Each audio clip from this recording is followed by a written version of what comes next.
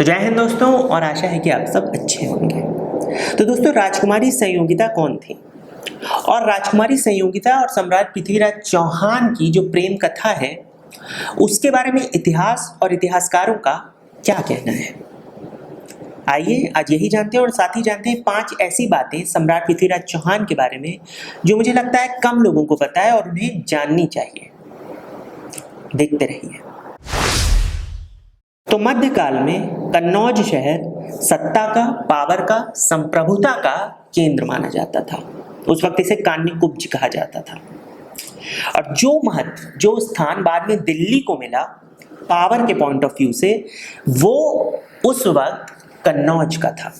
राजा हर्षवर्धन की मृत्यु के बाद उत्तर भारत में राजनीतिक अराजकता फैल गई। कुछ वक्त के लिए कश्मीर के राजा ललितादित्य मुक्तपीड़ ने कन्नौज को अपने शासन में ले लिया। असल में कन्नौज पे अधिकार का मतलब था उत्तर भारत में ऊपरी गंगा घाटी पे कंट्रोल होना, और इस एरिया का जो एग्रीकल्चर था, जो ट्रेड था, उस पे भी कंट्रोल होना।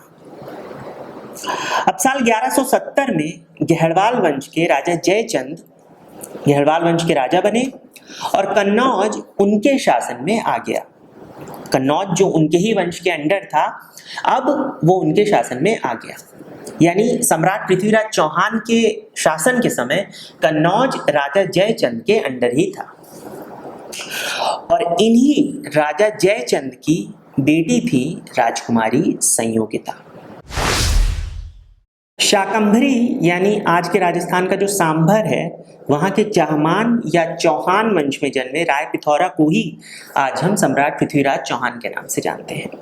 और बहुत से लोग ये कहते हैं या ये मानते हैं कि सम्राट पृथ्वीराज चौहान का जो राज्य का राजनीतिक केंद्र था या जो उनकी राजधानी थी, वो दिल्ली थी, जबकि असल में उनकी राजधानी अजमेर थी, जिसे उस वक्त अजय मेरू कहा जाता था। हालांकि दिल्ली भी थी उनके ही अंडर, चौहानों के ही अंडर थी। दिल्ली को सन 1152 में राजा विग्रहराज फोर्थ ने, जो चौहान वंश के ही थे, उन्होंने ऑलरेडी दिल्ली को जीत लिया था। लेकिन राजधानी जो थी सम्राट पृथ्वीराज चौहान की, वो दिल्ली ना होकर वो अजमेर थी। और बाद में दिल्ली भारत में सत्ता का और ताकत का केंद्र माना जाने लगी। और शायद यही वजह है कि बहुत सारे लोगों ने सम्राट पृथ्वीराज चौहान को दिल्ली से जोड़कर देखा या उनकी राजधानी को दिल्ली समझा। अपने शासनकाल के चरम पर पृथ्वीराज चौहान ने भारत के विशाल क्षेत्रों को अपने राज्य में मिला लिया था और उनकी प्रसिद्धि पूरे देश से लेकर अफगानिस्तान तक फैली थी। और यही ख्याति, यही ताकत कारण थी कि कन्नौज के राजा जयचंद सहित दूसरे बहुत से राजा सम्राट पृथ्वीराज चौहान से ईर्ष्या करने लगे थे।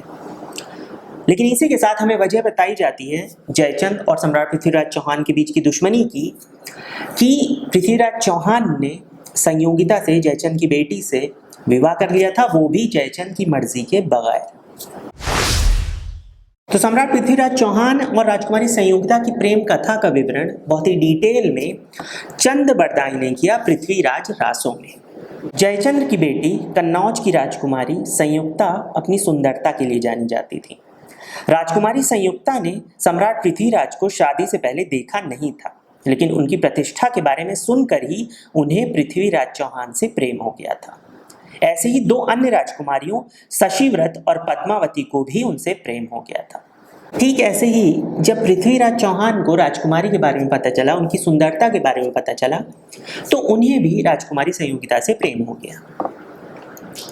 अब जब राजा जयचंद को इन सब चीजों के बारे में पता चला तो वो बहुत नाराज हुए। उन्होंने निर्णय लिया कि अब वो पृथ्वीराज चौहान का अपमान करेंगे, और या फिर इसे इस तरह देख सकते हैं कि उन्होंने ये सोचा कि संयोगिता की शादी पृथ्वीराज से तो किसी भी कीमत पर हो ही नहीं सकती। तो उन्होंने निर्णय किया संयोगिता का, अपनी बेटी का स्वयंवर करने का। साल 1185 का वो साल था और दूर दूर से जितने भी योग्य राजकुमार या राजा थे उन्हें बुलाया गया, स्वयंवर में उन्हें आमंत्रित किया गया, सिवाय सम्राट पृथ्वीराज चौहान के। और इसी के साथ जयचंद ने पृथ्वीराज चौहान की एक मूर्ति बनवाई और उसे एक द्वारपाल के तौर पर दरबार के बाहर दरवाजे पे खड़ा करवा दिया। अब सम्राट को भी इस स्वयंवर के बारे में पता चला और उन्होंने निर्णय ले लिया कि अब वो संयोगिता को लेकर आएंगे और उनसे वही विवाह करेंगे। स्वयंवर का दिन आया। संयोगिता दरबार में वरमाला लेकर पहुंची। वो दरबार से गुजरी और दरबार जहाँ पर खत्म हुआ, जो द्वार था वहाँ पर जाकर जो द्वारपाल के तौर पर सम्राट की प्रतिमा थी, जो मूर्ति थी, उसे वरमाला पहना दिया। यानी उन्होंने सम्राट पृथ्वीराज चौहान से मन ही मन में विवाह कर लिया। अब जो सम्राट पृथ्वीराज चौहान थे वो मूर्ति के पीछे ही छुपे हुए थे। वो सबके सामने आ गए और उन्होंने संयोगिता को अपने घोड़े पर बैठाया और अपने साथ अपनी राजधानी ले आए और आखिर उन्होंने संयोगिता से विवाह कर लिया। जो सैनिक थे, जयचंद के जो लोग थे, उन्होंने पीछा किया, पर वो सम्राट पृथ्वीराज चौहान से लड़ नहीं पाए, उनसे जीत नहीं पाए या उन्हें पकड़ नहीं पाए और फाइनली इस तरह सम्राट और राजकुमारी का विवाह हो गया। और इससे एक बहुत बड़ा तूफान आने वाला था, क्योंकि इससे कन्नौज और अजमेर के बीच में जो दुश्मनी थी वो और ज़्यादा गहरी हो गई, जिसका फ़ायदा बाद में हुआ मोहम्मद गोरी को, जो इस वक्त भारत में अपने हमले तेज करता जा रहा था। दोस्तों, राजकुमारी संयोगिता की ऐतिहासिकता एक बहस का विषय रही है भारत में। क्यों? क्योंकि हमारे जो इतिहासकार हैं उन्होंने कभी भी पृथ्वीराज रासो को पूरी तरह से सही नहीं माना, ऑथेंटिक नहीं माना। और ऐसा मैं नहीं कह रहा हूँ, इससे पहले आप मुझे गालियां देना शुरू करें कि मैं संयोगिता को एक काल्पनिक चरित्र मान रहा हूँ। मैं आपको ये भी बता दूं, ये मेरा नहीं कहना है, ऐसा भारत के जो बड़े बड़े इतिहासकार रहे हैं उनका मानना है। लेकिन दूसरी तरफ कुछ विद्वानों का मानना है कि पृथ्वीराज विजय, जिसकी रचना पृथ्वीराज चौहान के शासनकाल के दौरान ही हो गई थी, उसमें भी राजकुमारी संयोगिता का जिक्र है। यानी सम्राट पृथ्वीराज चौहान और राजा जयचंद के बीच जो दुश्मनी थी उसका असली कारण राजकुमारी संयोगिता और पृथ्वीराज चौहान का विवाह था, उनकी प्रेम कथा थी, या फिर अजमेर और कन्नौज के बीच की वो राजनीतिक लड़ाई, ताकत की लड़ाई, सत्ता की लड़ाई, संप्रभुता की लड़ाई, जो काफ़ी लंबे वक्त से चली आ रही थी। क्योंकि कई इतिहासकार ऐसे हैं जो ये मानते हैं कि इस दुश्मनी का कारण असल में ये था कि अजमेर और कन्नौज में एक लंबे वक्त से पहले से ही दुश्मनी चली आ रही थी। हिस्टोरियन, इतिहासकार सतीश चंद्रा जी भी अपनी किताब हिस्ट्री ऑफ मिडीवियल इंडिया में यही कहते हैं। मोहम्मद गोरी जब साल 1178 में गुजरात पर हमला करता है तो उसकी हार हो जाती है। गुजरात के जो राजा थे वो उसे हरा देते हैं। अब मोहम्मद गोरी को समझ में आता है कि अगर उसे हिंदुस्तान को जीतना है तो उसे पंजाब को जीतना ज़रूरी है। यानी एक तरफ साल 1190 तक मोहम्मद गोरी जो था वो सियालकोट, पेशावर और लाहौर को जीतते जीतते दिल्ली की ओर आगे बढ़ता है, और दूसरी तरफ जो चौहान वंश था उसकी ताकत और शासन लगातार बढ़ता जा रहा था। जो दिल्ली थी, जिसे उस वक्त दिल्लिका कहा जाता था, वो पहले ही चौहान वंश के अंडर थी। यानी मोहम्मद गोरी एक तरफ दिल्ली की तरफ बढ़ रहा था और दूसरी तरफ पृथ्वीराज चौहान जो थे उनकी ताकत लगातार बढ़ रही थी, और ये दोनों बढ़ते बढ़ते जिस जगह पर पहुंचे, एक दूसरे के आमने सामने आए, वो जगह थी पंजाब। और पंजाब के ताबरहिंडा, जिसे आज भटिंडा माना जाता है, वो बना युद्ध का कारण। उस पर अपना अधिकार साबित करने के लिए मोहम्मद गोरी और पृथ्वीराज चौहान आमने सामने आए और फिर हुई फर्स्ट बैटल ऑफ तराइन साल 1191 में। इसमें गोरी की बुरी तरह हार हुई, हम जानते हैं, और ताबरहिंडा जो था वो सम्राट पृथ्वीराज चौहान के अंडर आ गया, उन्होंने उसे जीत लिया। लेकिन उन्होंने मोहम्मद गोरी को जान से नहीं मारा, उसे छोड़ दिया। अब मोहम्मद गोरी ने अपनी ताकत बढ़ानी शुरू की, वापस से ताकत इकट्ठी करनी शुरू की, और अगले ही साल 1192 में वो वापस लौटा और तब हुई सेकेंड बैटल ऑफ तराइन, यानी तराइन का दूसरा युद्ध।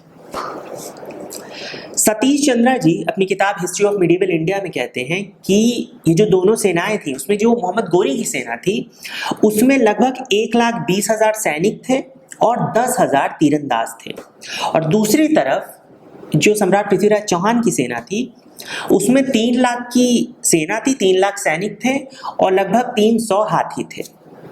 हालांकि सतीश चंद्रा जी ये खुद ही कहते हैं कि ये नंबर्स जो हैं ये बाद में कुछ ज़्यादा ही बढ़ा चढ़ा कर बताए गए कुछ लेखकों के द्वारा, यानी उस वक्त के लेखकों के बाद जो लेखक आए उन्होंने इन नंबर्स को बढ़ा चढ़ा कर बताया। अब मोहम्मद गोरी से युद्ध के लिए सम्राट पृथ्वीराज चौहान ने उत्तर भारत के कई राजाओं को इकट्ठा होने का न्योता दिया। बहुत सारे राजाओं ने पृथ्वीराज चौहान का साथ दिया भी, उन्होंने युद्ध में भाग लिया भी, लेकिन कन्नौज यानी जयचंद इस युद्ध से दूर रहे, उन्होंने इस युद्ध से खुद को अलग रखा।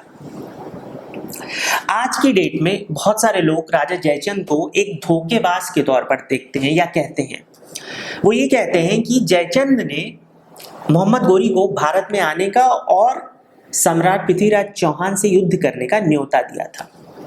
हालांकि जो हमें पढ़ने को मिलता है किताबों से वो ये है कि राजा जयचंद ने किया केवल इतना था कि उन्होंने सम्राट पृथ्वीराज चौहान का साथ नहीं दिया था, यानी उन्होंने साथ नहीं दिया था। जहाँ तक न्योता देने की बात है तो ये बात सही इसलिए भी नहीं लगती है क्योंकि विवाह तो 1185 में हो गया था उनकी बेटी का और सम्राट पृथ्वीराज का, और जो मोहम्मद गोरी था वो तो 1175 से 1175 से ही, यानी उस विवाह के 10 साल पहले से ही भारत पर आक्रमण कर रहा था।